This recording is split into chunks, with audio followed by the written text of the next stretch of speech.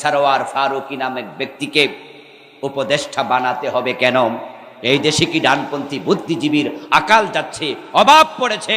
আমরা কিছু সমন্বয়হীনতা দেখছি। সরকার যারা চালাচ্ছে ডক্টর ইউনূসের নেতৃত্বে, তারা কিছু নতুন নতুন উপদেষ্টা নিচ্ছে। সেখানে আমরা কিছুটা সমন্বয়হীনতা দেখছি, অশনি সংকেত দেখছি।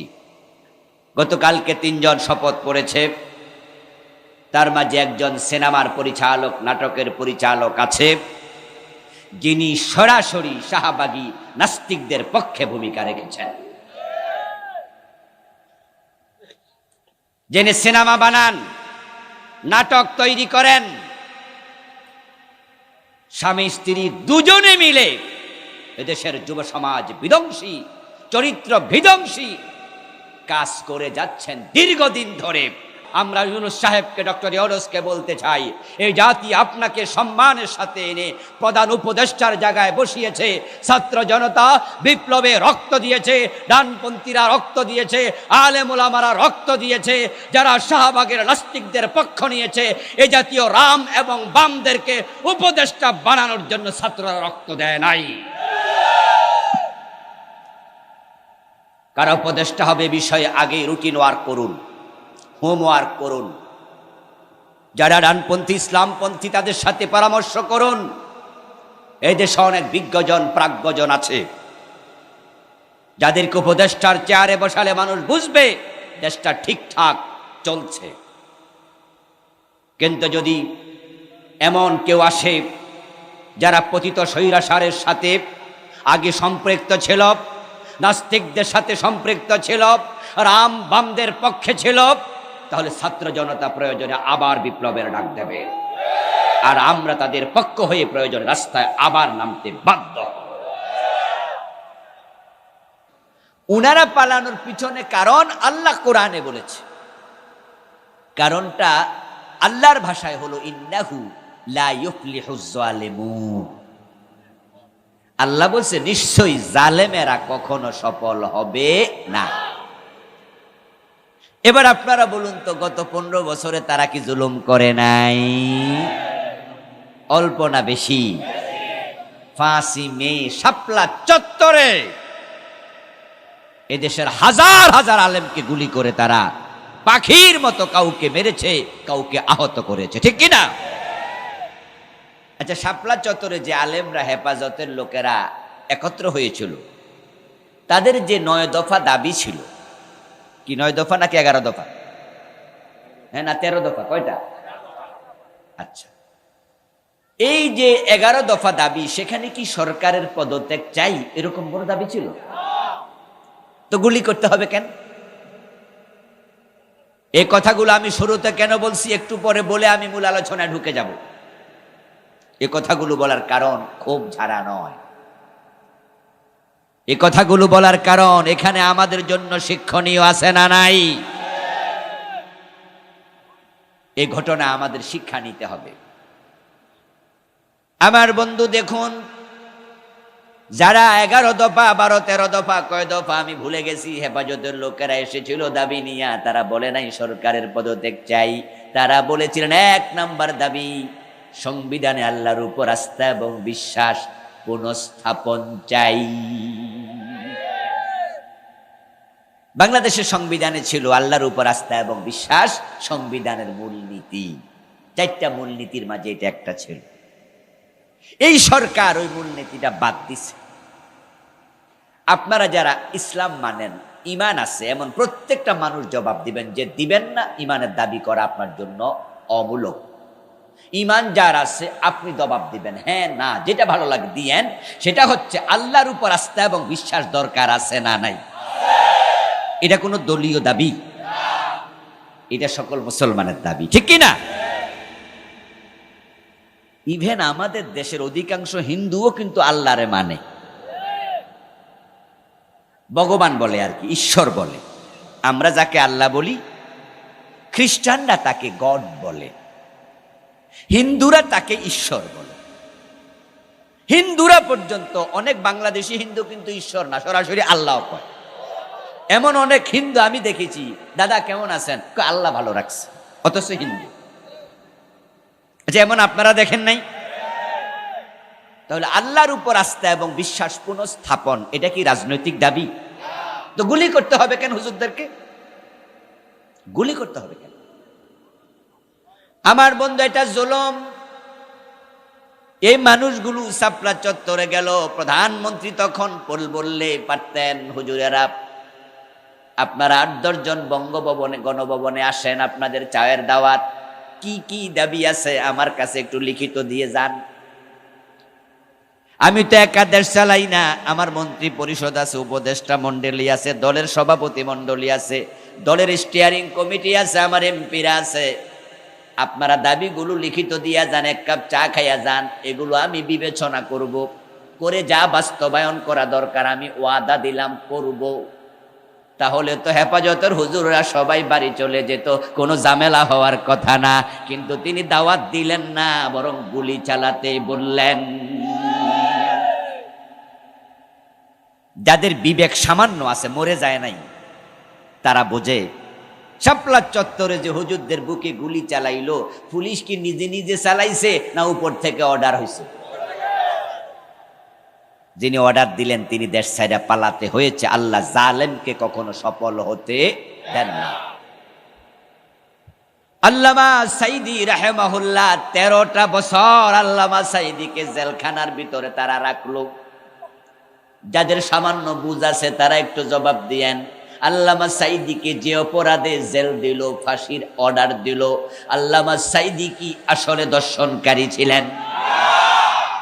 উনি মানুষ খুন করতে পারেন? ডিরেক্ট মিথ্যা মামলায় উনাকে ফাঁসির অর্ডার দিল। যখন দেখা গেল অনেক মানুষ রাস্তায় নেমেছে, গুলি করে 100-র উপরে মেরে ফেলল। তারপর সরকার ভাবলো ফাঁসির অর্ডার তো দিলাম, কার্যকর করবো কেমনে? অর্ডার শুইনা যদি 100-র উপরে গুলি করে মারা লাগে, রাস্তা ব্লক, গাছপালা কাইটটা পাবলিক রাস্তা ব্লক করে দিয়েছে। যেদিন ফাঁসিটা দিমু সেদিন সামলামু কেমনে? তাই ভেবে চিন্তে উনার ফাঁসিটা কমাইয়া আমরণ জেলখানা দিয়া দিল, আমরণ কারাদণ্ড। 13টা বছর জেল খাটলেন। আল্লামা সাইদির উপরে এটা কি জুলুম নয়? ইন্নাহু লা ইউফলিহুজ জালিমুন। আমার আল্লাহ 1450 বছর আগে বলছে, শোনো, জালেমরা কখনো সফল হবে না। জোনায়েদ বাবু নগরী রাহিমাহুল্লাহ হেফাজতের সেক্রেটারি জেনারেল, মহাসচিব, বুড়া মানুষ, উনাকে রিমান্ডে নিয়ে পিটাইয়া 2টা হাঁটু অচল করে দিয়েছে। ও দোস্ত, এই দেশে আলেম ওলামারা মাইর খায় নাই, জেলে যায় নাই। বড় বড় আলেম খুব একটা বাদ নাই, প্রতিদিন মাইর খাইতো, জেলে যেত, টেনশন। এক সময় প্রবাদ ছিল, চোরের মনে পুলিশ। আর গত 15 বছরে প্রবাদ উল্টে গেছে, আলেম ওলামাদের মনে পুলিশ। ঠিক না? আমরা টেনশনে থাকতাম কখন জানি পুলিশে ধরে নিয়ে যায়। যে আলেমদের উপরে জুলুম হলো, ইসলাম ওয়ালাদের উপর জুলুম হলো, সাধারণ মানুষের উপর জুলুম হলো, আল্লাহ তাআলা বলেন আর নয়, আর নয়, আর নয়। উমলি লাহুম ইন্না কাইদি মাতিন। আমি রশিতে ঢিল দেই, তবে আমার কৌশল বড় শক্ত। ইন্না বাতশা রাব্বিকা লাশাদীদ। ও নবী মুহাম্মদ সাল্লাল্লাহু আলাইহি ওয়াসাল্লাম, শুনে রাখুন, আপনার রবের ধরা বড় শক্ত। আল্লাহর কথা প্রমাণিতই হলো, তার ধরা ঠিকই শক্ত, তিনি ছাড় দেন, ছেড়ে দেন না। এই জন্য অগাস্টের 5 তারিখে এমন ভাবে ধরেছেন 300 এমপি একসাথে পালাতে বাধ্য হলো। প্রধানমন্ত্রী একা পালায় নাই, আন্ডা বাচ্চা লইয়া পালাইছে। এবং তার বাবা, যিনি দেশের স্বাধীনতার স্থপতি, যিনি 7 মার্চের ভাষণ দিয়ে বলেছেন এবারের সংগ্রাম স্বাধীনতার সংগ্রাম, এবারের সংগ্রাম মুক্তির সংগ্রাম। ওই বঙ্গবন্ধুর প্রতি দেশের পাবলিকের একটা সফট কর্নার ছিল। পার্সোনালি আমারও ছিল, যে লোকটা দেশটা স্বাধীনতার জন্য অনেক কষ্ট করছে, এটা অস্বীকার করি না আমরা। জাতীয় নেতা বাংলাদেশে একজন রাজনীতিবিদের নাম লিখলো তার নামটা আসবে, কিন্তু গত 15 বছরের জুলমের কারণে দেশের মানুষ ওদের উপর এত রাগান্বিত হয়েছে, ওনার মূর্তিগুলার গলার মাঝে রশি লাগায় টাইনা মাটিতে শোয়াইছে। শুধু শোয়ায় নাই, ভিডিওতে দেখলাম কিছু মানুষ মাথায় উঠে প্রস্রাব করে দিয়েছে। করেনি? আপনারা দেখেননি? এটা ওদের প্রাপ্য রেজাল্ট, তাদের উপর এটা আল্লাহর গজব।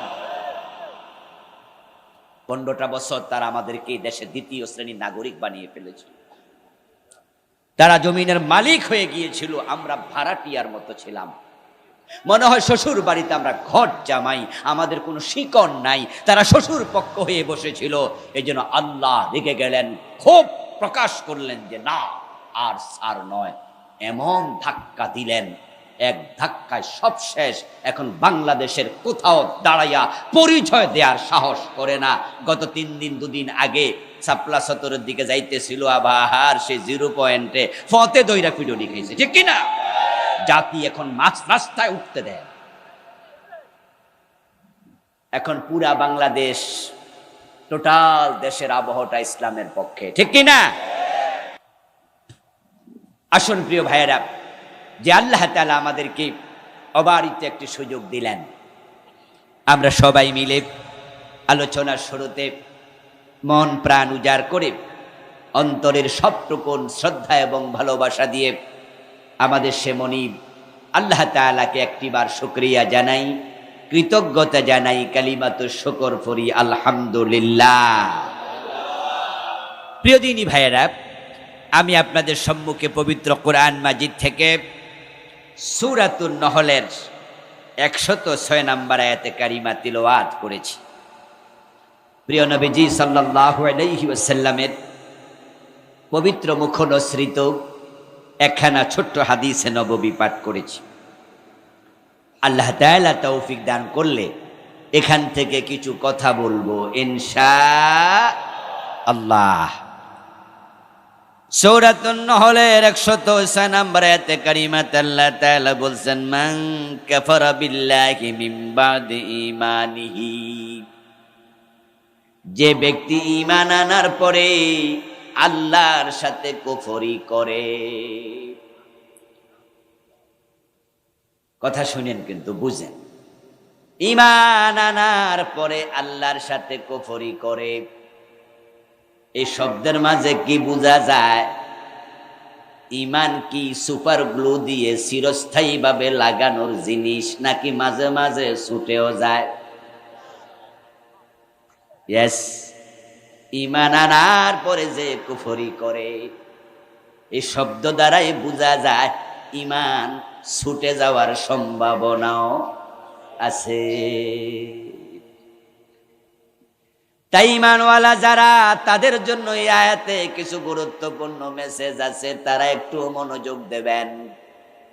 আমার রব কুরআন মাজিদে মুমিনদের জন্য এই কিতাবকে নসিহতের কিতাব হিসাবে উপস্থাপন করেছেন। তিনি বলেছেন এটার নাম জিকির। এ কোরআনকে বলছেন জিকির। ওয়ামান আরাদা আন যিকরি ফাইন্না লাহু মাঈশাতান দানকা। আল্লাহ তাআলা বিভিন্ন জায়গায় কোরআনকে বলেছেন উপদেশের কিতাব, নসিহতের কিতাব।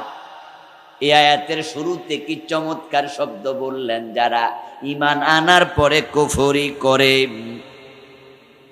এরপরে একটু দয়া দেখালেন, ইল্লা মান উকরিহ, তবে যদি কাউকে কুফরি করতে বাধ্য করে সে ভিন্ন। পিস্তল হাতে নিলাম, পিস্তল হাতে নিয়ে আপনার বুক বরাবর ধরে কিডন্যাপার গ্রুপ দূরে কোথাও নিয়ে বলছে, ও বেটা তুই বল আল্লাহ মানি না, না বললে গুলি করে দেব। আল্লাহ মানি না এ কথা বলা কি কুফর নয়? কুফর নয়। আল্লাহ বলে ওই টাইমে যদি জীবন বাঁচানোর জন্য এই লোকটা বলে আল্লাহ মানি না, তাহলে আমি আল্লাহ তাকে কাফের হিসাবে গণ্য করব না। ওয়া কলবুহু মুতমাইন্নুম বিল ঈমান, তখন আমি তার কলবের দিকে তাকায়া দেখব, মুখে বলছে আল্লাহ মানি না, কারণ পিস্তল ধরছে তো, না বললে গুলি করে দেবে, কিন্তু তখনও আমারে বান্দার অন্তরে আমি আল্লাহ আছি। আল্লাহর দয়া কত দেখেন। ওয়া কলবুহু মুতমাইন্নুম বিল ঈমান, কলবে যদি থাকে ঈমান, তাহলে আমি আল্লাহ তার ব্যাপারে হিসাব নেব না। কিন্তু ওয়ালাকিন মান শারাহা বিল কুফর সাদরা, যে ব্যক্তি এ জাতীয় বিপদে পড়ে নাই, মুসিবতে পড়ে নাই, পিস্তল ঠেকায় নাই, জীবন ঝুঁকিতে পড়ে নাই, ইচ্ছা কইরা কুফরি করছে, আলাইহিম গাদাবুম মিনাল্লাহ, তার উপর আল্লাহর গজব, নাউজুবিল্লাহ পড়েন, ওয়ালাহুম আযাবুন আযীম, যারা ইচ্ছা করে কুফরি করবে তাদের উপর শুধু গজব নয়, তাদের জন্য বড় আযাব জাহান্নাম প্রস্তুত আছে। এই হলো অনুবাদ। এই আয়াত কেন আলোচনায় আনছি, এবার ব্যাখ্যায় চলুন। আমার দোস্ত, লোভে পড়ে দুনিয়ায় পার্সোনালিটি, ব্যক্তিত্ব, আত্মসম্মানের কারণে কুফরি করবে, ক্ষমতার লোভে, অর্থের লোভে কুফরি করবে, শিরিক করবে, এমন মুসলমানের সন্তানও আছে। ও প্রিয় ভাইরা, যদি আপনি কুফরি করেন, ঈমান আনার পরে শিরিক করেন, আপনার উপর আল্লাহর গজব, আপনার জন্য জাহান্নাম। যদি আল্লাহর গজব থেকে বাঁচতে চাই, জাহান্নাম থেকে আমরা বাঁচতে চাই, তাহলে কোনোদিন কুফরি এবং শিরিক করা যাবে না। অথচ রাসূলুল্লাহ সাল্লাল্লাহু আলাইহি ওয়াসাল্লাম বলেছেন, কিয়ামতের আগে কুফরি অনেক বেড়ে যাবে। আল্লাহর হাবিব বলছেন, তাকুনু বাইনাস সাআতি ফিতান, কিয়ামত যখন আগাবে, কিয়ামতের আগে ফিতনা বের হবে।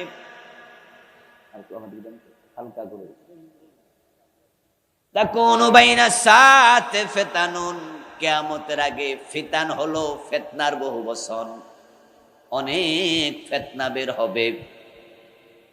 যেমন সূর্য ডুবে গেলে চারদিক থেকে আঁধার ডেকে আসে, অন্ধকার নেমে আসে, কিয়ামতের আগে ডানে বামে সামনে পিছে সব দিক থেকে ফিতনা বের হবে।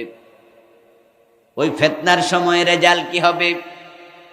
ইউসবিহু ফিহার রাজুল মুমিনান ফায়ুমসি কাফিরা, ওই ফিতনার যোগে মানুষ সকাল বেলায় মুমিন থাকবে, সন্ধ্যা বেলায় কুফরি করে কাফের হয়ে যাবে। ওয়া ইউসবিহু মুমিনান ফায়ুমসি কাফিরা, সন্ধ্যা বেলায় মুমিন থাকবে, সকাল বেলায় কাফের হয়ে যাবে। ওয়ায়াবিউ আকওয়ামুন দীনাহুম বিআরাদিম মিনাদ দুনিয়া, ওই ফিতনার যোগে মানুষ দুনিয়ার টাকা পয়সা ক্ষমতার লোভে পড়ে দিন বিক্রি করে দেবে। এই হাদিস দ্বারা বোঝা যায় কিয়ামতের আগে কুফরি বৃদ্ধি পাবে। এবার আপনাদের কাছে একটু জানতে চাই, কিয়ামত কি দিন দিন পিছাচ্ছে না আগাচ্ছে? সবাই একমত তো? কিয়ামত কি আগাচ্ছে? তাহলে কুফরি কমবে না বাড়বে? আচ্ছা, কুফরি রাসূলুল্লাহর জামানায় কি ছিল না? শিরিক ছিল না? ওই জামানার তুলনায় এখন কি কমেছে না বেড়েছে? আচ্ছা, যদি বেড়ে যায়, সে কুফরিতে পড়ার সম্ভাবনা আমাদেরও আছে না নাই? ইয়েস। ও দোস্ত, আল্লাহর নবীগণ ছাড়া কারো ঈমান নিরাপদ নয়, কারো ঈমানের কোনো নিশ্চয়তা নাই। শুধু নবীদের ঈমানের নিশ্চয়তা আছে, কারণ নবীদেরকে মাসুম বলে, তাদেরকে হেফাজত করেছেন সরাসরি আল্লাহ। এজন্য কোন নবী কখনো কুফরি করার সম্ভাবনা নাই। এখানে নবী আছে নাকি কেউ? তাহলে নবী ছাড়া যারাই আছে তাদের কুফরি করার সম্ভাবনাও। আমি আপনি হুজুর সব হাটহাজারী মাদ্রাসার প্রিন্সিপাল, ঢাকা আলিয়ার প্রিন্সিপাল, তামিরি মিল্লাতের প্রিন্সিপাল, বাইতুল মুকাররমের খতিব, কাবার ইমাম, কাবার খতিব, বাইতুল মুকাদ্দাসের খতিব, কেউ যেহেতু নবী না, তাই তাদের কারো ঈমানের কোনো নিরাপত্তার গ্যারান্টি নাই। তাই সাবধান হবেন, সাবধান। অথচ বাংলাদেশের লোকেরা ঈমানের ব্যাপারে সবচেয়ে বেশি গাফেল, তাই তারা হাসতে হাসতে কুফরি করে। এই বইটা আমি লিখেছি কিছুদিন আগে, এটাতে আমি 56টা কুফরি লিখছি। আশ্চর্য হবেন, এমন কুফরি সমাজে অ্যাভেলেবেল চলছে। ঈমান যে আপনার নাই আপনি বুঝেনই না, এটা যে কুফর আপনি বুঝেনই না। যেমন ধর্ম নিরপেক্ষতাবাদ কুফরি মতবাদ। আমাদের দেশে যারা রাজনীতি করে, ইসলামী রাজনীতি ছাড়া যত রাজনীতি সবগুলো ধর্ম নিরপেক্ষ, সবগুলো কুফরিতে ডুবে আছে। ইসলামী রাজনীতির বাহিরে যত রাজনীতি, আমি দলের নাম কইলাম না, সব গড় ফত্তায় বলে দিলাম, সবগুলো কুফরিতে আছে। ধর্ম নিরপেক্ষতা যদি কুফরি মতবাদ হয়, মাইকের আওয়াজ কাছে গেলে বাড়ে না কেন? মুখে লাগাইলে যেন বাড়ে আওয়াজ। ধর্ম নিরপেক্ষতা যদি কুফরি মতবাদ হয়, তাহলে এই মতবাদ যে বিশ্বাস করবে সে কাফের হবে। এখন 53 বছর ইসলামী দল ক্ষমতা চালায় না ধর্ম নিরপেক্ষরা দেশ চালায়? এই 53 বছর ইসলাম ওয়ালারা ক্ষমতা আসছে নাকি? একদিন ইসলাম দিয়ে দেশ চলছে? ইসলামের বাহিরে কুফরি ছাড়া আছে কি? ইসলামের বাহিরে কুফরি ছাড়া আছে? আল ইসলামু হাক্কুন, এরপরে কি? ওয়াল কুফরু বাতিল। ইসলাম হলো হক, আর ইসলাম বাদ দিলে কুফর যেটা বাতিল। রাস্তা মাত্র দুটা, তৃতীয় কোন রাস্তা নাই। ফারিকুন ফিল জান্নাতি ওয়া ফারিকুন ফিস সাঈর। রাস্তা একটা গেছে জান্নাতের দিকে, আরেকটা মাত্র আছে, ওইটা গেছে কই? এই দুই রাস্তার মাঝখানে তৃতীয় কোন রাস্তার নাই। কি পরিমাণ মানুষ যে কাফের আপনি কল্পনা করতে পারবেন না। এজন্য প্রিয় নবীজি সাল্লাল্লাহু আলাইহি ওয়াসাল্লাম 1450 বছর আগে বলছেন, ইয়াতি আলান নাসি জামানুন ইয়াজতামিউনা ফিল মাসাজিদ লাইসা ফীহিম মুমিনুন।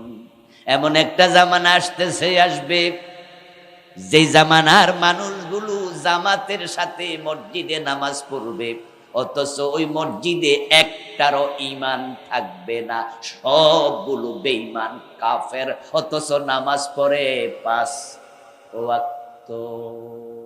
এমন একটা জামানা আসবে, আমার রাসূলের কথা মিথ্যা হবে না।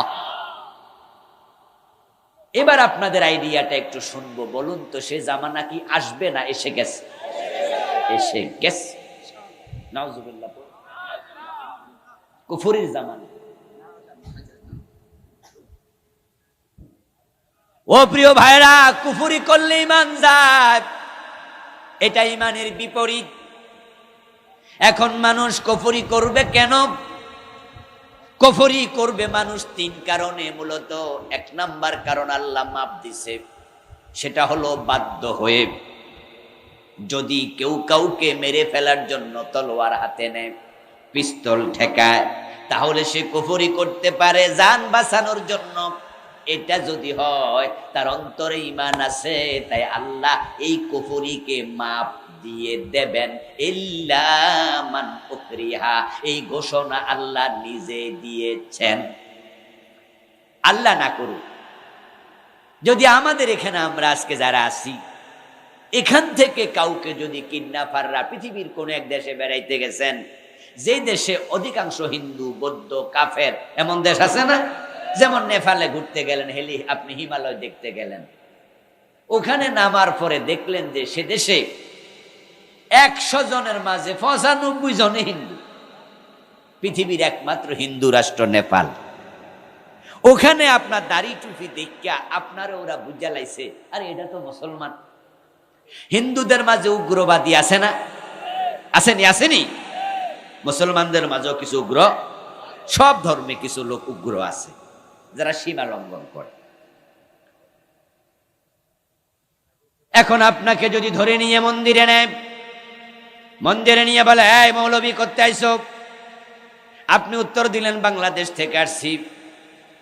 এটার নাম কি চিনো? আপনি বললেন চিনি তো, এটা তো দুর্গা দেবী, তোমাদের দেবী। এবার ওরা বললো এই দেবীরে মা ডাক, দেবীর কাছে মাথা নত কর, নাই কল্লা কেটালাম। আল্লাহ না করুক এমন পরিস্থিতিতে পড়ে যদি আপনি দেবীকে মা ডাকেন, দেবীর কাছে মাথা নত করেন, আমার আল্লাহ বলে অন্তরের দিকে তাকাইয়া মাফ করে দিব। এটার নাম ইসলামে বলে রুখসত। আলেম ওলামারা এই শব্দের সাথে পরিচিত। এটার নাম কি বললাম? রুখসত। আর একটা হলো আজিমত। আজিমত মানে হলো আপনি তখনও বলবেন এ মিয়া কি বলো, দুর্গার কাছে আমি মাথা নত করব না, কারণ মোমেন আল্লাহ ছাড়া কারো কাছে মাথা নত করে না। তারা যদি আপনারে বলে কেটে ফেলবো, আপনি তখন বলবেন কাটলে শহীদ হতে রাজি। যদি আপনি তখন বলে দেন যে না আমার গুলি করবা, আমি মাথা নত করব না, আমার কল্লা কাটবা, দুর্গার কাছে মাথা নত করব না, আমি কুফরি করব না, আমার মেরে ফেলো, এটার নাম হলো আজিমত। এটার নাম কি? যদি আপনি আজিমতের উপরে থাকেন আপনি হবেন শহীদ। আর যদি আপনি দুর্গার কাছে মাথা নত করেন আপনি রুখসত পাইলেন। এই হলো 1 নাম্বার কারণ কুফরি করার। দ্বিতীয় কারণ হলো মানুষ কুফরি করবে লোভে পড়ে, ক্ষমতার লোভ এবং অর্থের লোভ। যারা ইসলামী রাজনীতি মানে না, ধর্মনিরপেক্ষ রাজনীতি করে 53 বছর দেশ চালায়, তাদের ভিতরে ক্ষমতা অথবা অর্থের লোভ আছে না? না। আচ্ছা, কোরআন মুসলমানের সংবিধান, এ নিয়ে কারো কি দ্বিমত আছে? কারো দ্বিমত আছে? আচ্ছা, আওয়ামী লীগ যারা করে মুসলমান তারাও কি দ্বিমত করে? যারা বিএনপি করে তারা কি দ্বিমত করে? যারা জাতীয় পার্টি করে তারা কি দ্বিমত করে? দেখবেন আওয়ামী লীগের এমপি, বিএনপির এমপি, জাতীয় পার্টির এমপি, বড় বড় নেতারা তারাও বিভিন্ন মাহফিলে বলে কোরআন মুসলমানের সংবিধান। এ বিষয়ে কিন্তু কোনো দল দ্বিমত করে না। এবার বলুন তো, যারা এই কথাটা বলে তারা কি কোরআন দিয়া 53 বছর দেশ চালাইছে? এখানে আর কোরআন মানে না, এটা হলো লোভের কারণ। কোরআন দিয়ে দেশ চালাইলে তো চুরি করতে পারবে না, চুরি করলে হাত কেটে দেয়া হবে। কোরআন দিয়ে দেশ চালালে তো আর আপনার কাবিখা খাওয়া যাবে না, টিয়ারের গম মারা যাবে না। কোরআন দিয়া দেশ চালাইলে দেশের টাকা লুটপাট করে কানাডায় বেগম পাড়া বানানো যাবে না। আমাদের 53 বছর যারা দেশ চালাইছে, এই 53 বছরের বড় বড় দলগুলোর নেতাদের, কর্মীদের সিনেমা হল আছে না নাই? আচ্ছা, কয়জন হুজুরের সিনেমা হল আছে? ইসলাম ওয়ালাদের সিনেমা হল নাই, থাকে না, এটা হয় না। তো যারা সিনেমা হলের মালিক তারা 3 দলের 1 দলের কর্মী নেতা হবে। তারা কোরআনকে সংবিধান বলে, কিন্তু কোরআনের আইনে দেশ চালায় না। কারণ তাদের লোভ আছে, তারা জানে কোরআনের আইনে দেশ চললে সিনেমা হল থাকবে না। কোরআনের পক্ষে আসলে লোভ তাদেরকে বাধা দেয়, ক্ষমতার লোভ, অর্থের লোভ বাধা দেয়। কিন্তু তারাও বুঝে কোরআন সংবিধান। রাসূল মুহাম্মদ সাল্লাল্লাহু আলাইহি ওয়াসাল্লাম 10 বছর মদিনার প্রেসিডেন্ট ছিলেন। ওই 10 বছর তিনি মন মতো দেশ চালাইছে না কোরআন মতো? এটা কি আমাদের দেশের ওই নেতারা জানে না? তো তারা 53 বছর কোরআন দিয়ে কেন দেশ চালাইলো না? উত্তর একটা, তাদের ক্ষমতা এবং অর্থের লোভের কাছে পরাজিত হইয়া তারা আল্লাহর কোরআনের বিপরীতে ব্রিটিশ আইনে চালায়, কুফরি করছে লোভের কারণেই। ধর্মনিরপেক্ষতা কুফর, ব্রিটিশ আইন কুফর, ওই কুফরি করছে লোভে।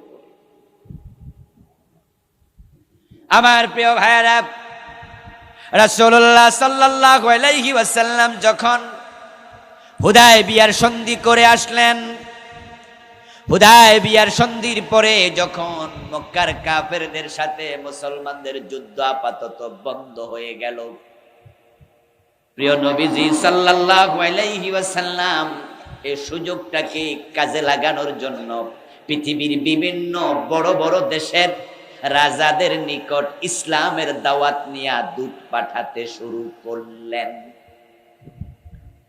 আল্লাহর হাবিব সাল্লাল্লাহু আলাইহি ওয়াসাল্লাম চিঠি লিখে দূত পাঠালেন রোম সম্রাট হিরাক্লিয়াসের কাছে। যেই সাহাবী গেলেন তার নাম ছিল দাহিয়া কালবি।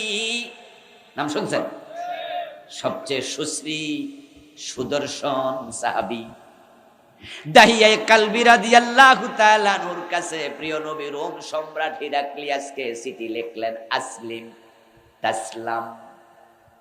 ও হিরাক্লিয়াস, ইসলাম গ্রহণ করো, শান্তিতে থাকতে পারবা দুনিয়া এবং আখিরাতে। আল্লাহর হাবিবের দাওয়াত নিয়ে চিঠি নিয়ে হিরাক্লিয়াসের কাছে চলে গেলেন হযরত দাহিয়াতুল কালবি রাদিয়াল্লাহু তাআলা আনহু। গিয়ে চিঠিটা হাতে দিলেন। রোমের সম্রাট দাহিয়া কালবির চিঠি হাতে নিলেন, খুলে তেলাওয়াত করলেন। আরবি জানে এমন একজন লোকের মাধ্যমে ওই চিঠি পড়লেন, পড়ে শুনলেন আল্লাহর নবীর দাওয়াত। এটা শোনার সাথে সাথে রোম সম্রাটের অন্তরে ওই চিঠির প্রভাব ডিরেক্ট পড়ল এবং তিনি ভাবলেন চিঠির ভাষাই প্রমাণ করে এই ভাষা আল্লাহর নবী ছাড়া কারো হতে পারে না। দাহিয়া কালবি তখন আপনার রোম সম্রাট হিরাক্লিয়াস তখন বললেন, ও রোমের নেতারা, তোমরা তো এখানে আসো, গোয়েন্দা বিভাগের লোকেরাও এখানে আসো। আরব থেকে ব্যবসা বাণিজ্য করার জন্য আমাদের রোমে কোনো ব্যবসায়ী কাফেলা আছে নাকি, যাদের বাড়ি মক্কার পাশাপাশি? যদি থাকে তাহলে আমি হিরাক্লিয়াসের দরবারে তাদেরকে একটু দাওয়াত দিয়ে নিয়ে আসো। গোয়েন্দা সংস্থা রিপোর্ট দিল, হুজুর আবু সুফিয়ান নামে একজন ব্যক্তি একদল লোক নেতৃত্বে লইয়া এদেশে এসেছে তার ব্যক্তিগত কাজে। ওর বাড়ি একবারে মক্কায়। যে মুহাম্মদ ইবনে আব্দুল্লাহ আপনার কাছে চিঠি লিখছে নবী দাবি করে, উনি ওর আত্মীয় লাগে, একবারে কাছাকাছি লোক। হিরাক্লিয়াস বলল, তাই নাকি? তাহলে ওনাকে নিয়ে আসো তো। আবু সুফিয়ান রাদিয়াল্লাহু তাআলা আনহু তিনি পরে মুসলমান হয়েছেন। এই জন্য আবু সুফিয়ানের পরে রাদিয়াল্লাহু তাআলা আনহু বললাম, তখনও তিনি কাফের।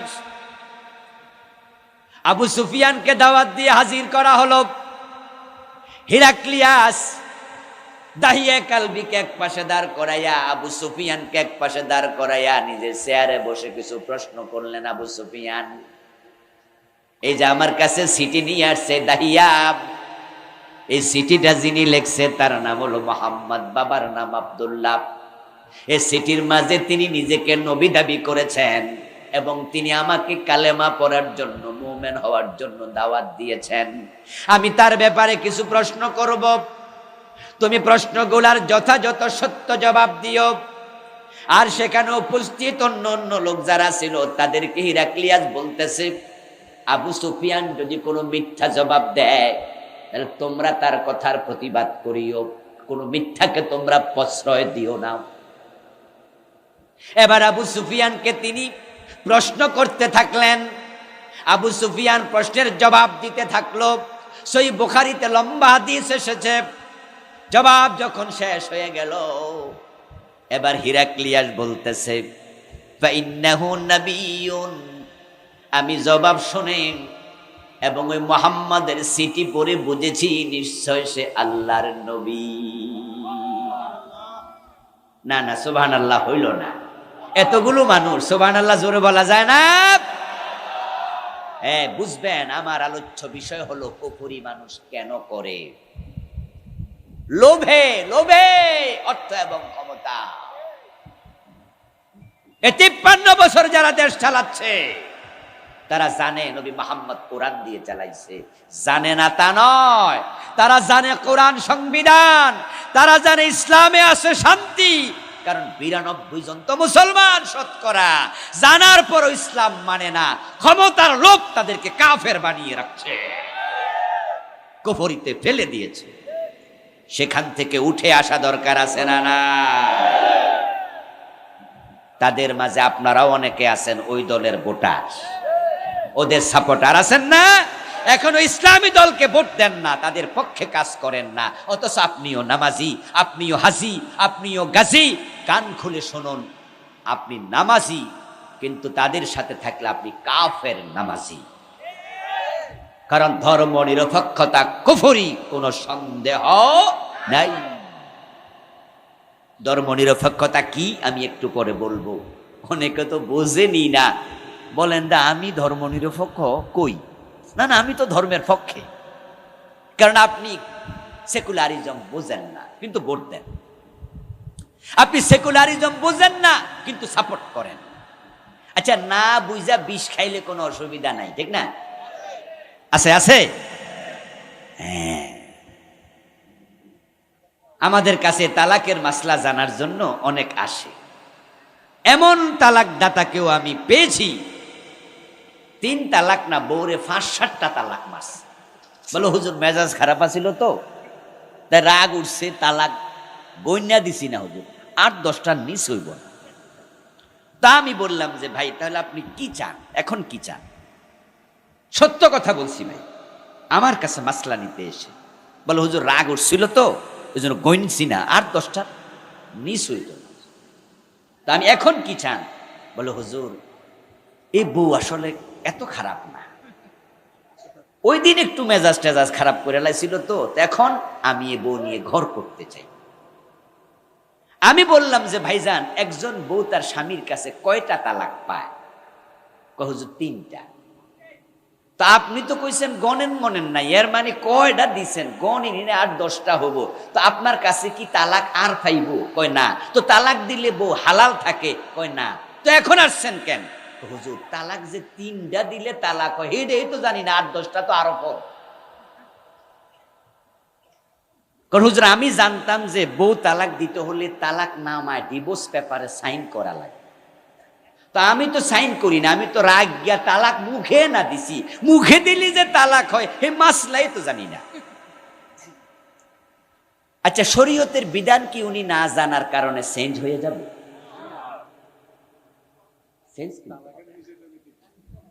চেঞ্জ হবে না। আমার দোস্ত, না যাই না যদি আপনি বিষ খান আপনি কিন্তু মরে যাবেন। এখন ধর্ম নিরপেক্ষতা কুফর, এটাই দেশের অনেকে জানেই না। কিন্তু হেরারে ভোট দেয়, হেরার দল করে। আমরা যারা ইসলামের কথা বলি, আমরা রে রাজাকার রাজাকার মনে করে। হেও বুঝে যে হুজুরের জন্ম মনে স্বাধীনতার সময় হয় নাই, কিন্তু এরপরও কয় উনি রাজাকার। কেন? ইসলামের পক্ষের লোক। তো কুফরি আর আমনে করেন নাই, তো করছে শুধু আবু জেহেলে। আচ্ছা, নবী মোহাম্মদ ভালো মানুষ, এটা কি আবু জেহেল জানতো না? এই ভাইরা বলেন না, জানতো নি? জাইন না বুঝা বিরোধিতা করছে, জাইন না বুঝা করছে। লোভে লোভে কুফরি লোভে আবু জেহেলের ক্ষমতার লোভে পাইছিল। হিরাক্লিয়াসের কথা কইতাছি, শুনবেন তো? শুনবেন তো? ধৈর্য ধরে শুনিয়ে। আবু জেহেলের একজন সঙ্গী ছিল, বিশ্বস্ত অনুচর, তার নাম ছিল আখনাস ইবনে শুরাইক। আখনাস একদিন আবু জেহেলকে প্রশ্ন করতেছে, নেতা, আচ্ছা মুহাম্মদ ইবনে আব্দুল্লাহ আপনারই তো ভাতিজা, উনারা কাছাকাছি লোক। আবু জেহেলের বাড়ি আর রাসূলের বাড়ি কি 10 মাইল দূরে ছিল? কেউ কেউ তো বলেন যে আবু জেহেলের বাড়িতে এখন টয়লেট, ওই যে মক্কা শরীফের পাশে নাকি। রাসূলুল্লাহর বাড়ি এবং আবু জেহেলের বাড়ি, রাসূলের বাড়ির একটা মাকতাবা আছে, ওইটা এখন লাইব্রেরি বানাইছে। ওই মাকতাবাকে বলা হয় এটা রাসূল সাল্লাল্লাহু আলাইহি ওয়াসাল্লামের জন্মস্থান, রাসূলের বাড়ি। যদিও এটা কতটুকু অথেন্টিক আমি জানি না, কারণ আমি ওই মক্কায় থাকে 40 বছরের বেশি দিন ধরে এমন আল্লাহর এক বান্দার বাড়িতে দাওয়াত খাইতে গেছি। আমার এক বন্ধুর সে চাচা শ্বশুর থাকে মক্কায় অনেক বছর, ফ্যামিলি নিয়ে। উনাকে আমি ওখানে জিজ্ঞাসা করছিলাম, এই যে মাকতাবা যেটাকে রাসূলুল্লাহর বাড়ি বলা হয়, এই বিল্ডিং এর বয়স কত? উনি বললেন যে আমি যখন আসছি তখন এই বিল্ডিংটা এখানে এইভাবে ছিল না, এবং আবু জেহেলের যে বাড়িটা টয়লেট ওই মাকতাবা থেকে 50 থেকে 100 গজ দূরে। উনি বললেন যে এই টয়লেট গুলাও ছিল না, এখানে খোলা জায়গা ছিল।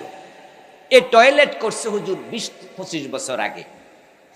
তা আমি বললাম, তাহলে এটাকে আবু জেহেলের বাড়ি বলে, তো টয়লেটই ছিল না, কিন্তু বাংলাদেশের লোকেরা আসলে তো এখানে একটু কষ্ট কইরা হইলো, একটু যার ধরে না হেও একটু কোথায় মতায় চেষ্টা করে যে কিছু এটা করে যেতে পারি কিনা, আর মনে মনে তৃপ্তি পায় যা আবু জেহেল্লা তোর বাড়িতে একটু ফসরাপ কমপক্ষে 2 ফোঁটা দিয়া গেল। উনি আমারে বলল যে খোলা জায়গা ছিল, আদৌ আবু জেহেলের বাড়ি এটাই কেমনে বুঝবেন? 1400 বছর আগের ঘটনা, সবকিছু তার মানুষ চোখে দেখে নাই, তবে নিশ্চয়ই এখানে কাছাকাছি কোথাওই হবে। আমার বন্ধু তাহলে যেটা আছে অথেন্টিক কিনা সে বিষয়ে একটু কথা বললাম, কারণ আলেম ওলামারা নিশ্চিত না হয়ে কথা বলা ঠিক না। আমিও বলে ফেলতে পারতাম ওই মাকতাবাড়া রাসূলের ঘর, আজকে টয়লেটটা আবু জেহেলের বাড়ি, আর আপনারাও শুনে করতেন যে ঠিক আছে। কিন্তু আমি যার থেকে জেনেছি সে 40 বছর আগ থেকে থাকে, সে বলতেছে খালি ছিল, এখনো না সেখানে টয়লেট। যাই হোক, তবে কাছাকাছি কোথাও। দূরত্ব হলো আবু জেহেলের বর্তমান যে টয়লেট বাড়িটা আর মাকতাবায়ে, আপনার মাকতাবাটা রাসূলের ঘর 100 থেকে 50 গজ, তাহলে প্রতিবেশী না? আখনাস বলতেছে, নেতা মুহাম্মদ ইবনে আব্দুল্লাহ তো আপনার ভাতিজা, স্বাস্থ্য ভাই ছেলে, খালতো ভাই ছেলে, এক এলাকার মানুষ। 40টা বছর কোলে ফিটে করে আপনারা মানুষ করছেন, দেখেছেন এই লোকটা পুরা জীবনে একটা মিথ্যা কথাও বলে নাই। কিন্তু যে মাত্র সে দাবি করলো সে আল্লাহর নবী, আপনারা যাকে আল-আমিন বললেন আর সাদিক বললেন, আজকে তাকে মিথ্যাবাদী বলছেন। আমি আপনার কাছে আজকে গোপনে জানতে চাই, এখানে আপনি আর আমি ছাড়া কোনো মানুষ নাই। আসলে কি মুহাম্মদ ইবনে আব্দুল্লাহ মিথ্যাবাদী? আসলে কি আপনি মনে করেন সে মিথ্যুক? আবু জেহেল বলতেছে, আখনাস এমন প্রশ্ন করলি রে, পাবলিকে শুনলে উপায় নাই। বলে কেউ নাই, কেউ নাই, আপনি আর আমি ছাড়া কেউ নাই। বলেন। আবু জেহেল জবাব দেয়, মুহাম্মদ ইবনে আব্দুল্লাহ জীবনে মিথ্যা বলে নাই, সে যে নবী এটাও মিথ্যা না। সুবহানাল্লাহ পড়েন, এটাও মিথ্যা। তো যদি মিথ্যা না হয় তাহলে যুদ্ধ কেন, ঝগড়া কেন, মারামারি কেন? ওকে জেলে ঢুকানোর ভয়ে দেখান কেন? ওকে এলাকা থেকে তাড়িয়ে দিতে চান কেন? যদি সে সত্যবাদী হয় তাহলে তার কথা মেনে নিলে তো হয়। তখন আখনাস ইবনে সুরাইককে আবু জেহেল জবাব দেয়, বেটা এই বুঝ যদি তোর থাকতো তাহলে মক্কার নেতা আমি না হইয়া তুই হইতি। বলে নেতা বুঝটা কি? বুঝটা হলো মুহাম্মদকে যদি আমি রাসূল মানি তাহলে এখন থেকে আমি হব কর্মী, সে হয়ে যাবে নেতা। ঝামেলা হলো ক্ষমতা, কারণ মক্কায় সবাই আমারে নেতা কয়। এখন আমি যদি হেরে নেতা মানি তাহলে এখন থেকে হে নেতা, ক্ষমতা আমার হাতে কি আর থাকবে? ও এখন না বুঝছি বিরোধিতার মূল কারণটা কি। এবার আপনারা বলুন তো, যে দুইজন সেখানে গোপনে গোপনে গল্প করছে, দুইজন ছাড়াও তাদের কথা শোনার জন্য আরেকজন আছে না নাই? চিৎকার দিয়া বলুন তিনি কে? যেখানে মানুষ দুইজন, আল্লাহ বলে আমি তৃতীয় জন। যেখানে মানুষ তিনজন, আল্লাহ হলেন চতুর্থ জন। নাহানু আকরাবু ইলাইহি মিন হাবলিল ওয়ারিদ, আল্লাহ বলে আমি তোমার শাহরগের চেয়ে আরো নিকটে আছি। আখনাস ইবনে সুরাইক এবং আবু জেহেলের গোপন কথা যখন শেষ, আল্লাহ জিবরিল আমিনকে পাঠাইয়া দিলেন, যাও যাও জিব্রাইল এই নিউজটা আমার নবীকে দিয়ে আসো। কারণ মক্কার লোকেরা প্রিয় নবীজিকে মিথ্যাবাদী বলে, গণক বলে, জাদুকর বলে, কবি বলে। রাসূল কি মনে কষ্ট পায় না? হ্যাঁ ভাইরা বলেন না, মনে কষ্ট পায় না? আচ্ছা আপনারা যদি মুখের উপর কেউ বলে তুমি মিথ্যু, আপনার চেহারা কি খুশিতে জলজল করবে না কালো হয়ে যাবে? আপনি বলবেন যে কি বললা, কি বললা। ও ভাই, যদি আমারে আপনারা কেউ বলেন যে হুজুর আপনি মিথ্যু, আমার চেহারাটা কালো হয়ে যাবো না? আমি কষ্ট পাবো না? আল্লাহ জিবরিল আমিনকে পাঠালেন, যাও কোরআনের আয়াত লইয়া যাও যাও। জিবরিল আমিন কোরআনের আয়াত লইয়া নাজিল হয়ে গেলেন, ইন্নাহুম লা ইউকাযযিবুনাক ওয়ালাকিন্নাল যালিমিনা বিআয়াতিল্লাহি ইয়াজহাদুন। আওয়াজ দিয়া বলেন সুবহানাল্লাহ। আল্লাহ তাআলা আয়াত পাঠালেন, ইন্নাহুম লা ইউকাযযিবুনাকা। ও নবী, একটা দারুণ খবর আছে। এই খবরটা হলো তারা আসলে আপনারে মিথ্যাবাদী মনে করে না। যদি আপনার মুখের সামনে কইয়ালায় তোমার নবী মানি না, তুমি মিথ্যু, এটা আসল কথা না। আসলটা আজ্জা কইছে লুকায় লুকায়। ওয়ালাকিন্নাজ যালিমিনা বিআয়াতিল্লাহি ইয়াজহাদুন। বরং এই জালেমগুলোর সমস্যা হলো তারা আল্লাহর আইন মানতে রাজি হয় না। আবু জেহেল যাই না বুঝা ইসলামের বিরোধিতা করছে ক্ষমতার লোভে পড়ে। আচ্ছা ইসলাম যে সত্য ধর্ম বাংলাদেশের নেতারা জানে না? জোরে বলেন, ইসলামে যে শান্তি আছে, উন্নতি আছে, সমৃদ্ধি আছে, কোরআনে শান্তি আছে, এটা কি নেতারা জানে না? তো তারা কেন কোরআনের আইন চায় না? ইয়েস, ক্ষমতার লোভ। তারা জানে কোরআনের আইনে যদি চালু হয়ে যায় তাদের সিনেমা হল থাকবে না, তাদের সুদী ব্যাংক থাকবে না, তাদের মদের লাইসেন্স বাতিল করে দেয়া হবে, মদ খাইলে 80 বেত দিয়ে চামড়া তুলে ফেলা হবে।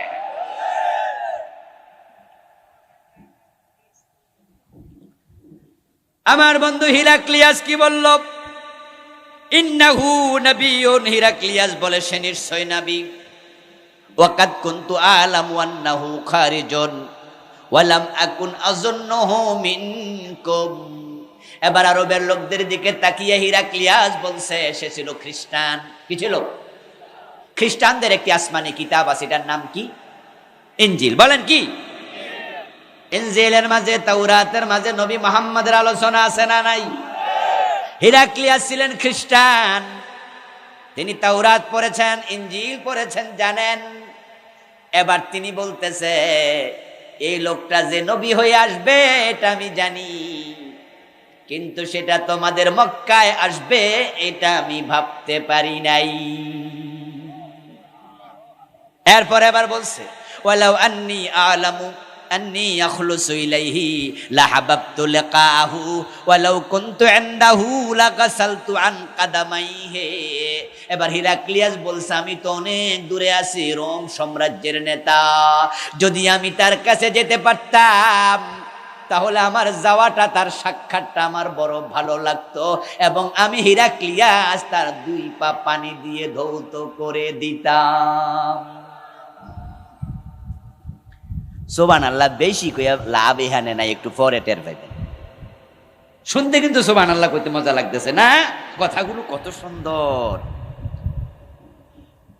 এরপর আবার হিরাক্লিয়া বলছে, ওয়ালা ইয়াবলুগান্না মুলকুহু মা তাহতা কদামাইয়া। বলতেছে, তোমরা শোনো, এই যে মুহাম্মদ ইবনে আব্দুল্লাহ নবী হইয়া চিঠি লিখছে, অচিরে তার রাজত্ব আমার পায়ের তলা পর্যন্ত পৌঁছে যাবে। আচ্ছা, সুন্দর কথা তো, সুন্দর কথা তো। অতটুকু বলার পরে এবার হিরাক্লিয়াস বলছে, ওকে আবু সুফিয়ান, তুমি যাও, দাহিয়া কালবি, তুমিও যাও। এবার তিনি তার এমপিদেরকে ডাকলেন, রাজন্যবর্গকে ডাকলেন, যাদেরকে মন্ত্রী দিয়ে দেশ চালায়, রাজন্যবর্গ আছে, তাদেরকে ডেকে একটা হল রুমে বসলেন, কমিউনিটি সেন্টারে বসলেন, তার মজলিসে বসলেন। বসে এবার তিনি কাহিনী শোনাচ্ছেন। আব্দুল্লাহর ছেলে মুহাম্মদ মক্কা থেকে আমার কাছে চিঠি লিখেছে, তিনি আল্লাহর নবী, আমিও বুঝেছি তিনি আল্লাহর নবী। হাদা মালিকু হাদিহিল উম্মাতু কদ যাহারা। এবার হিরাক্লিয়াস বলতেছে, উনি হবে এই উম্মতের শাসক, উম্মতের নেতা, যেই নেতা প্রকাশিত হয়ে গেছেন। ইয়া মাশারার রোম হাল্লাকুম ফিল ফালাহি ওয়ার রশদ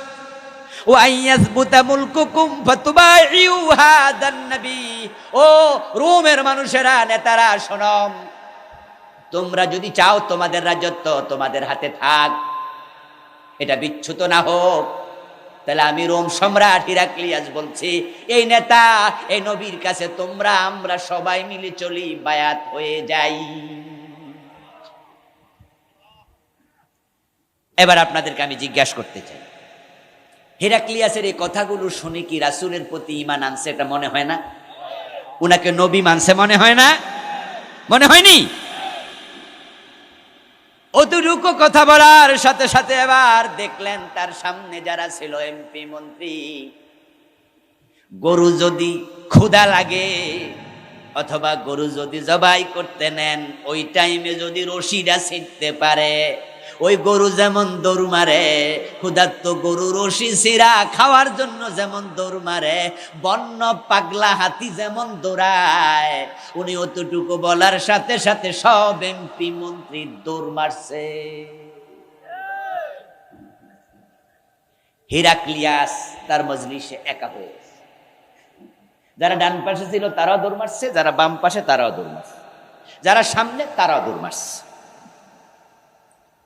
হিরাক্লিয়াস ভাবলো, কি হলো, কি হলো?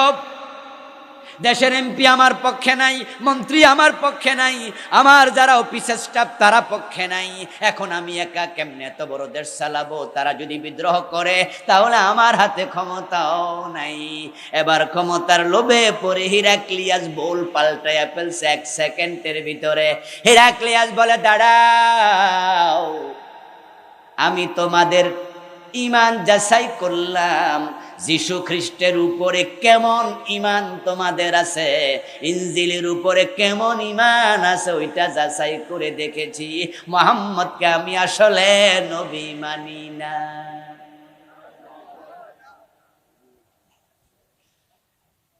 এত কিছু সুবহানাল্লাহ কইছিলেন, ভিডার কি হবে এটা? ও বন্ধু, আসলে সুবহানাল্লাহ বলার মতো ঘটনাই তো ছিল, কিন্তু ক্ষমতার লোভে পইরা হিরাক্লিয়াস ঈমান হারায়া ফেললো। ঈমান আনেও নাই, আনার একটা অবস্থা হয়েছিল, কিন্তু দুনিয়ার ক্ষমতার লোভের কাছে পরাজিত হইয়া কাফের থেকে গেল। এই হিরাক্লিয়াস ইসলামের বিরুদ্ধে যুদ্ধ পর্যন্ত করলো। নবী মুহাম্মদ সাল্লাল্লাহু আলাইহি ওয়াসাল্লামের জীবনের শেষ দিকে 8ম হিজরিতে তাবুকের যুদ্ধে হিরাক্লিয়াস সেনাবাহিনী নিয়ে রেডি হয়েছিল। আমার নবী তাবুক পর্যন্ত 30 থেকে 40,000 মুজাহিদ নিয়ে পৌঁছে গিয়েছিল। হিরাক্লিয়াস 30,000 মুজাহিদের খবর শুনে যুদ্ধ করতে আর আসে নাই, পালিয়ে চলে গেছে। কাফের অবস্থায় মৃত্যু হয়েছে। যে হিরাক্লিয়াস নবীর এত প্রশংসা করলো, তার ক্ষমতার লোভ তাকে কাফের বানায়া রাখলো। এবার আপনাদের কাছে জানবো যে হিরাক্লিয়াস রাসূলের ব্যাপারে কনসেপ্টটা ছিল, কিন্তু কুফরিতে থেকে মরল। ওর উপর আল্লাহর গজব না আল্লাহর রহমত? সবাই বলেন, সবাই। আল্লাহর গজব না আল্লাহর রহমত? আচ্ছা, হিরাক্লিয়াসকে কাফের হইতে কেউ পিস্তল ঠেকাইছিল? তলোয়ার ধরছিল? তো সে যে কুফরিটা করলো, আল্লাহ তারে ছাড়বে? এবার বলুন, হিরাক্লিয়াসের জন্য আযাবুন আযীম, জাহান্নাম আছে না জান্নাত? জোরে বলেন, জান্নাত না জাহান্নাম? আপনারাও যারা ক্ষমতার লোভে পইরা কোরআনের পক্ষে আসেন নাই, আপনাদের খবর কি?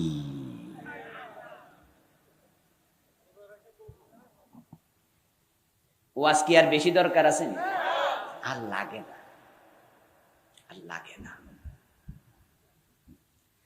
ওই যে প্রিয় নবীজি বলে গেছেন, নামাজ পড়বে 5 ওয়াক্ত ঈমান। আরেকটা সমস্যা, তিনটা কারণ মৌলিক বলেছি। একটা হলো পিস্তল ঠেকানো, আর একটা হলো ক্ষমতা এবং অর্থের লোভ। তৃতীয় কারণ হচ্ছে পার্সোনালিটি, ব্যক্তিত্ব। এই ভাই, ইসলাম লাগবে, আপনি বুঝেন না? কয় হ্যাঁ বুঝি না মানে মিয়া কি কন? আমি ইসলাম মানি না, আমি কোরআন শরীফ পড়ি, রমজান মাসে 1 খতম দেই। বুঝো তুমি? অর্থ সহ। তো আপনি যদি অর্থ সহ পড়েন, হ্যাঁ 70 রাকাত তাহাজ্জুদও পড়ে, কি আসেনি? আসেনি? ওইখানে থাইকেই পড়ে, মানে এই কোডে আইসা না, ধর্ম নিরপেক্ষতার কোর্টে থাইকে পড়ে, ঠিক কি না? ধর্ম নিরপেক্ষতার কোর্টে থাইকা, ওই বলয়ে থাইকা, ওই নৌকা থাইকা হজ করে, আছে না? কাবা শরীফে ছিল 70-80 রাকাত তাহাজ্জুদ পড়ে, কিন্তু এখন বলে ইসলাম আমি বুঝি না। হ্যাঁ বোঝেন। আচ্ছা, যদি আপনি বোঝেন ইসলাম দরকার, ইসলাম আসলেও লাগবে, তাহলে ইসলামী দল কেন করেন না? ইসলামের পক্ষে ভোট দেন না? ইসলামের জন্য মিছিল মিটিং করেন না? গণসংযোগ করেন না? বলে করতাম, কিন্তু মানুষে কি কইব, আমার আব্বা না এলাকার ওই দলের নেতা ছিল।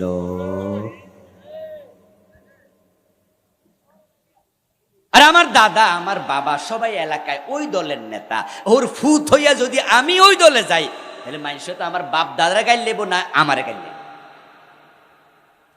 আমার বন্ধু, জানা বুঝার পরেও শুধু ব্যক্তিত্বের দিকে তাকাইয়া বাপ দাদার দোহাই দিয়া কুফরিতে থাকে এমন মানুষ আছে। তার মাঝে রাসূলুল্লাহর জামানার একজনের উদাহরণ দিতে চাই, শুনবেন। ওনার নাম রাসূলের আপন চাচা আবু তালেব। নবী মুহাম্মদ সাল্লাল্লাহু আলাইহি ওয়াসাল্লাম আল্লাহর রাসূল, এটা আবু তালেব জানতেন। আমার নবীকে আবু তালেব দিন প্রচারের কাজে এমন সহযোগিতা করেছে যেটা কল্পনাতীত সহযোগিতা। আমি আল্লাহর নবীর জীবনের উপরে এই গত মাসে একটা বই লিখেছি, ইনশাআল্লাহ আজকের স্টেজে আসবে। আমার লেখা 8টি বই আছে, আলহামদুলিল্লাহ সবগুলো ডকুমেন্ট সহ লিখেছি আমি। তো আল্লাহর হাবিবের জীবনী নিয়ে লিখতে গিয়া আমি এই কাহিনীটা এনেছি, ইতিহাসটা এনেছি, আবু তালেবের সাথে সম্পৃক্ত। পড়ে খুব মজা পাবেন। বইটার নাম দিয়েছি যেমন ছিলেন প্রিয় রাসূল সাল্লাল্লাহু আলাইহি ওয়াসাল্লাম। 280 পৃষ্ঠার বড় বই।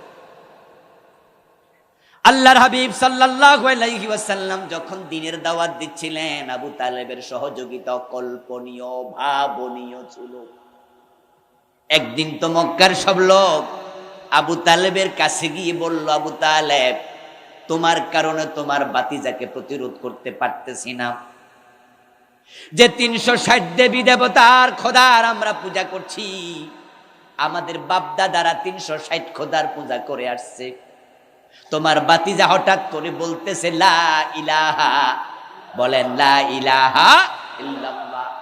আল্লাহ নাকি কয়জন? বলেন না কয়জন?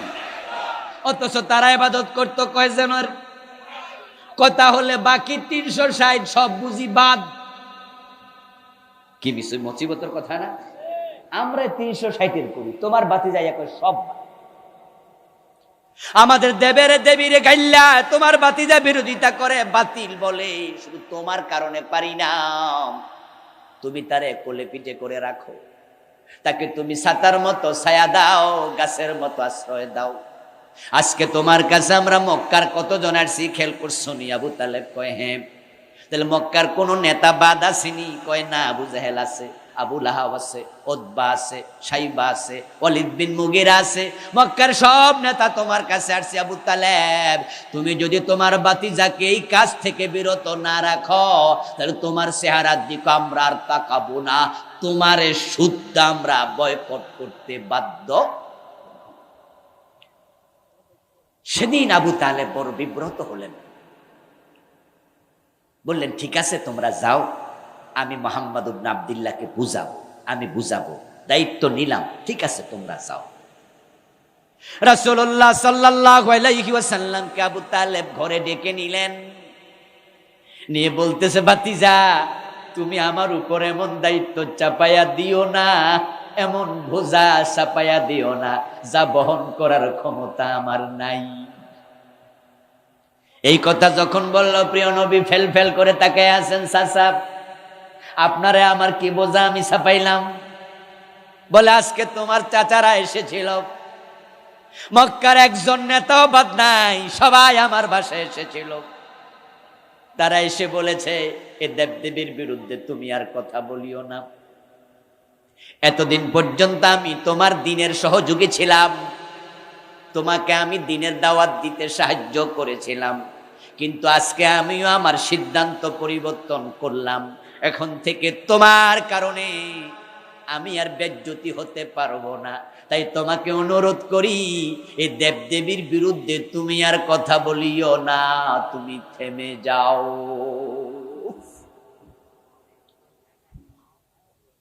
তারিখে পাওয়া যায় রাসূলুল্লাহ সাল্লাল্লাহু আলাইহি ওয়াসাল্লাম তখন দু চোখের পানি ছেড়ে দিয়া কাঁদতে শুরু করলেন। প্রিয় নবীজি এত অসহায়ত্ব বোধ করলেন, তিনি বুঝে নিলেন আজ থেকে বুঝি আমার চাচাটাও আমার পক্ষে আর নাই। ওই সময় প্রিয় নবীজি এবার জবাব কি দিয়েছিলেন, যে ওয়াজটা আপনারা শুনে থাকেন, চাচা এ মক্কার লোকেরা আমার হুমকি দমকি নয়, আমার বয়কটের খবর নয়, আমাকে হত্যা করার হুমকি না। তারা যদি আমাকে লোভ দেখায়, বলে এক হাতে সূর্য আর এক হাতে চাঁদ এনে দেবে, আমাকে মেরে ফেলবে, এসব তো আমি তোয়াক্কাই করি না, এসব তো আমি ভাবি না। ওগুলো অনেক বলেছে, তারা অনেক হুমকি দিয়েছে, কিন্তু যদি তারা আজকে বলে যেটা তারা পারবে না, সেটা হলো এক হাতে চাঁদ আর এক হাতে সূর্য এনে দিতে, যদি এনেও দেয়, আব্দুল্লাহর ছেলে মুহাম্মদ দ্বীনের প্রচার থেকে এক চুল পরিমাণ সরবে না। চাচা কাঁদতেছে আর বলতেছে, চাচা আপনিও আমাকে ছেড়ে দিলেন আজকে, ঠিক আছে চাচা, আপনি আপনার রাস্তায় হাঁটেন, আমার রাস্তা ভিন্ন, এই কাজ করতে গিয়ে আমি সফল হব, না হয় এই পথে আমি জীবনটা আল্লাহর জন্য দিয়ে দেব। এটা বলে রাসূল সাল্লাল্লাহু আলাইহি সাল্লাম আবু তালেবের সামনে থেকে কাঁদতে কাঁদতে হাঁটতে শুরু করলেন। তারিখে পাওয়া যায় আবু তালেব সাথে সাথেই বললেন, ভাতিজা দাঁড়াও দাঁড়াও, ভাতিজা দাঁড়াও, তুমি কাঁদো আমি সহ্য করি কেমনে, যাও, আমি আমার সিদ্ধান্ত আবার প্রত্যাহার করলাম, তোমার সাথে আমি আছি। আরে ভাইরা সুবহানাল্লাহ বলেন না কেন? হৃদয়ে আসে না কেন? ভাতিজা তোমার সাথে আমি আছি, যাও, তোমাকে আমি একা ছেড়ে দেব না, যে কয়দিন আমি বেঁচে থাকি ওয়াদা দিলাম তোমার কাজ তুমি করো, তোমার পিছনে আমি আসি, যা হওয়ার হবে আমি আসি, যাও। এই আবু তালেব প্রিয় নবীর সাথে 3 বছর শিবে আবি তালেবে জেলখানায় স্বেচ্ছায় জেল খেটেছিলেন। বাতিজাকে একা ছাড়েন নাই, কিন্তু ব্যক্তিত্বের কাছে হেরে গেছে আবু তালেব, কাফের অবস্থায় মরছে। প্রিয় নবীজি যখন শিবে আবি তালেবে বন্দী, তখন রাতের বেলায় মাঝে মাঝে এমন হতো, রাসূলুল্লাহ ঘুমাইলে আবু তালেব যায় রাসূলের বিছনা থেকে তুলে দিত।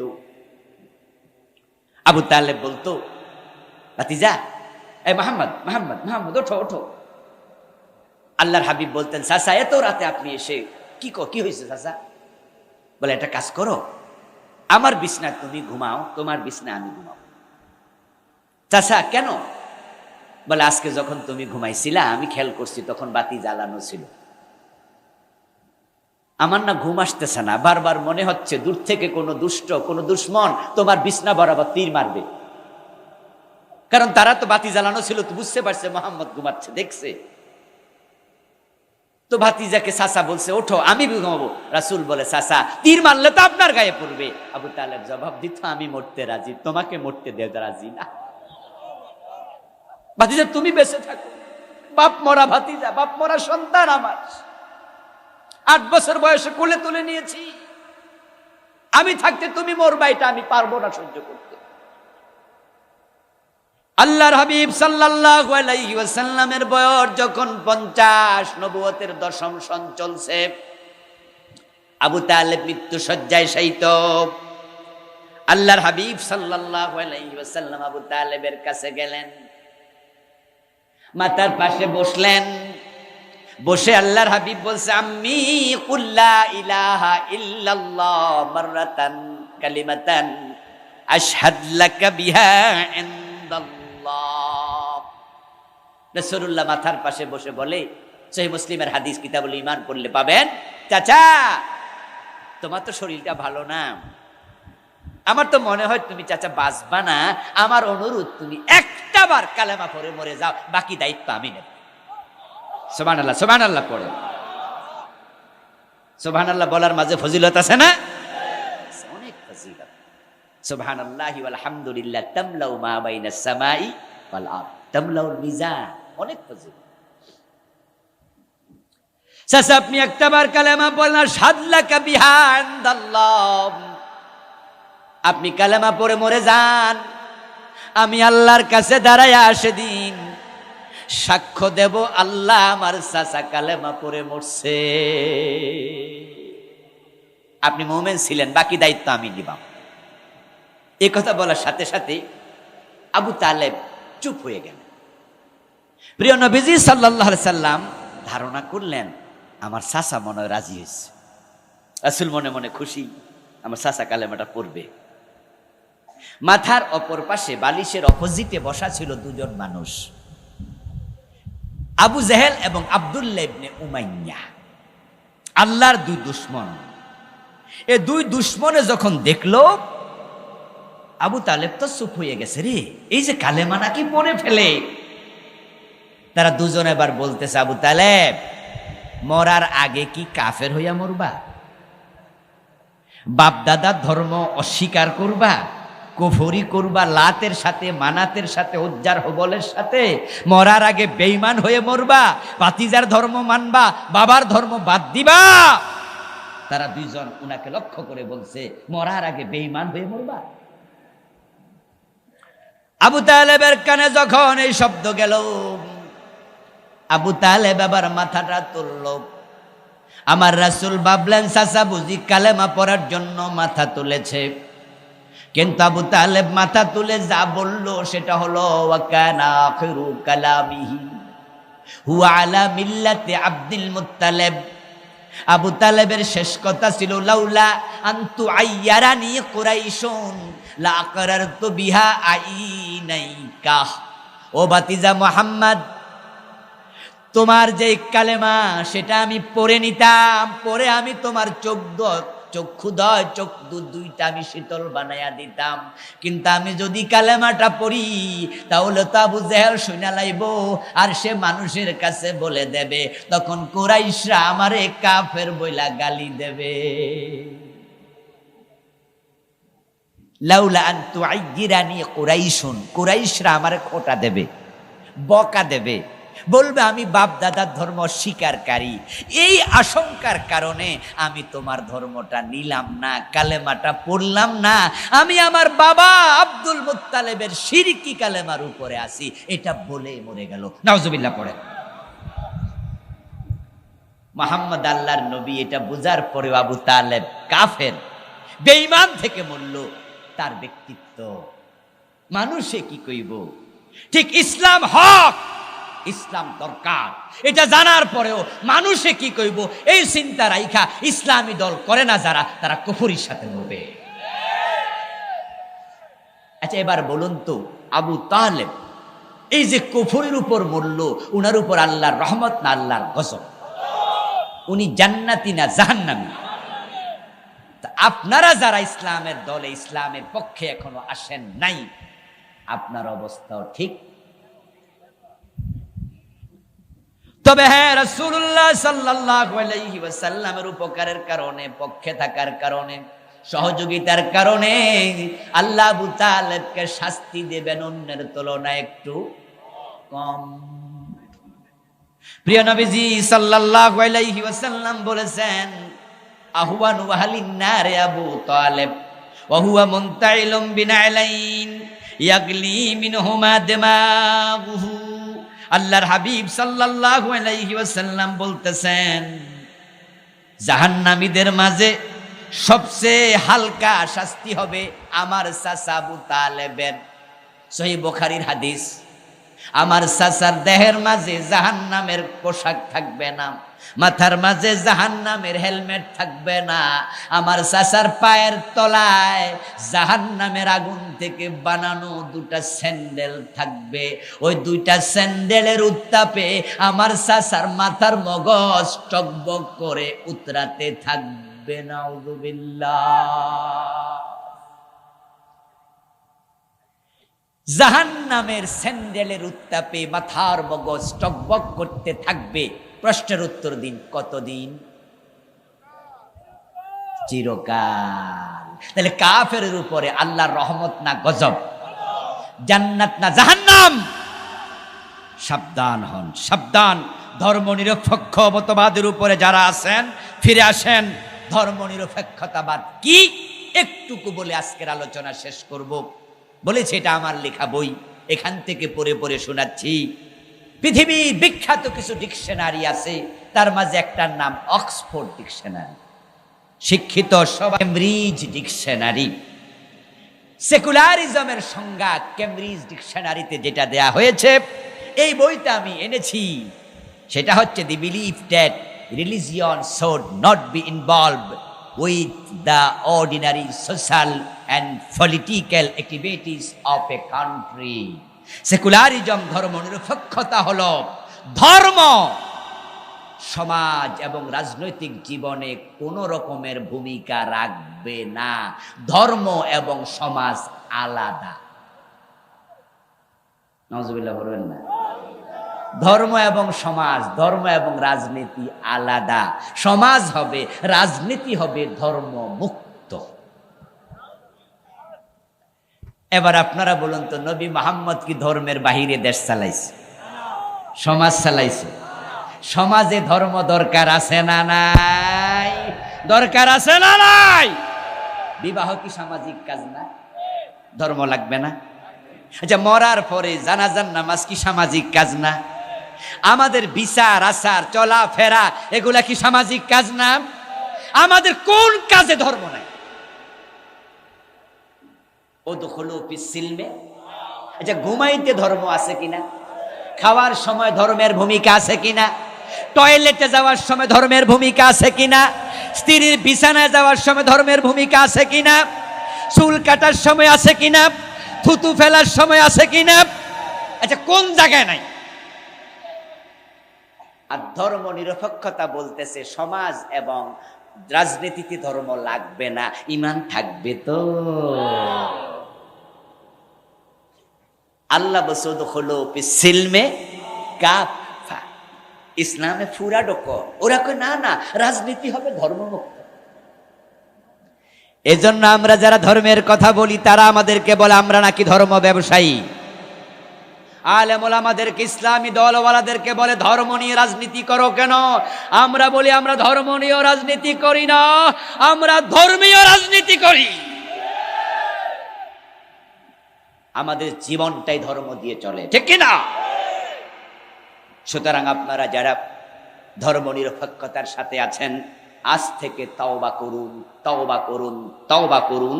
এখন থেকে ধর্ম নিরপেক্ষতাকে তালাক দিতে হবে। যদি না দেন এটা আপনার ব্যাপার, আমি আমার দায়িত্ব আদায় করেছি।